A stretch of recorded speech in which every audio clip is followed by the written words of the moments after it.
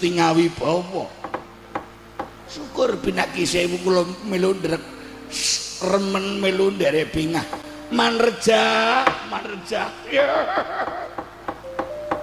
Nggih, katuran pinalenggah ingkang kanthi wijang stala-tala paman panemban.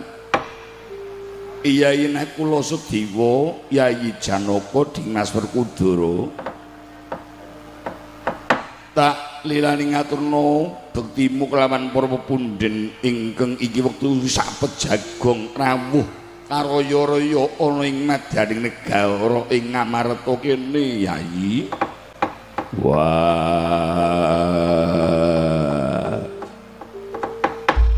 Kresna Jiteng Kakang Wadimunja Dipati ngaturke bekti najan ora isa basa ora isa nyembah bahasaku tampan nono Kresna Jiteng Kakangku.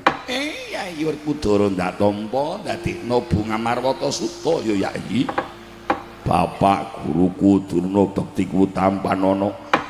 Lore muridku sing blengah-blengah sing gagah. Werkudara ndak tampa pangastutine. Gurumu wae tampan nono ya, Ger. Kapetelake jeje dadekno cahya ora cahyane muridmu Werkudara. Wah. Ngilmu sing tak paringke wariske kowe keri wis dirapalke urung, Sing endi? Lho. Nggon perkara kadigdayan. Wis tak tampa tak tindake tak rapalke. Penke ya muga dadi murid ingkang taat guru sing mursid. Sesuk katak wenehi karben tambah keterima uripmu. Tambah akeh rezekimu ning ana sangkal walake palangane gedhe, cobane ora gampang. Cobane kegodho wadon. Ngene ditambahi rezeki kowe kudu sing kuat.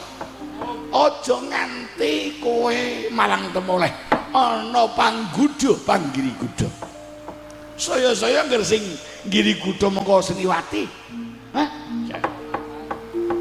Bahaya. Nek kira-kira wis siap tak paringke sesuk dina iki becik. Iya, mengko gampang tak pikirane. Kula ingkang rayu gingaturaken sembah pangabekti Koko Prabu. Kula ingkang rayu gingaturaken sembah pangabekti Koko Prabu Bathara Kresna. Ndak tampa Yayi.